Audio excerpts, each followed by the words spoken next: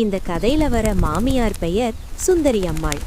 அவரோட உலகத்துல சாம்பார் கூட அவர் சொல்ற அளவுல தான் கொதிக்கணும். காஃபி கூட அவர் நினைக்கிற இனிப்புல தான் இருக்கணும். அந்த வீட்டுக்கு புதுசா வந்த மருமகள் மீனா. நகரத்து பொண்ணு, எப்போதும் சிரிப்பு முகம், பரவாயில்லாமான்னு பேசுற நல்ல மனசு. முதல் நாளே சுந்தரி அம்மாள் சொன்னாங்க, மாமியார், மீனா, எங்க வீட்ல ஒழுங்கு ரொம்ப முக்கியம். மருமகள், கவலைப்படாதீங்க அம்மா, ஒழுங்கே என் உயிர். காஃபி கலகம். அடுத்த நாள் காலை மீனா முதல் தடவையா காஃபி போட்டு கொண்டு வர்றா. சுந்தரி அம்மாள் ஒரு சொட்டு குடிச்சதும், மாமியார், ஏமா இவ்வளவு இனிப்பு? மருமகள் பயந்த சிரிப்பு, அம்மா உங்களுக்கு இனிப்பு தானே பிடிக்கும்னு.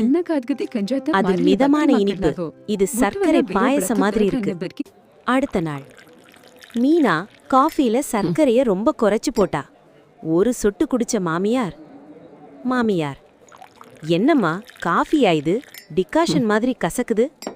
மீனா மனசுக்குள்ள நினைச்சா, இனிப்பா கொடுத்தாலும் திட்டு, கசப்பா கொடுத்தாலும் திட்டு, என்னம்மா வாழ்க்கை இது. சமையல் சாம்ராஜ்யம்.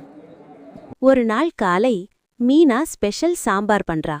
சுந்தரி அம்மாள் சாப்பிட்டதும், மாமியார், எங்க ஊர்ல இப்படி சாம்பார் பண்ண மாட்டோம்.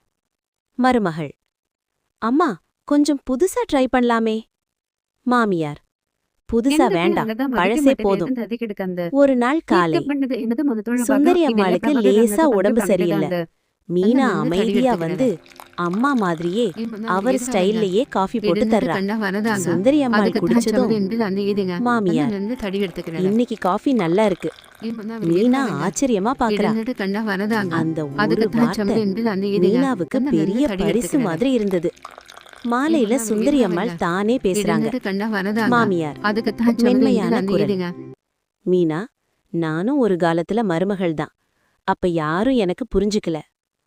மாமியார், அதனாலதான் எல்லாத்தையும் சரியா இருக்கணும்னு பயந்துட்டேன். மீனா கண்கள்ல சின்ன ஈரம்.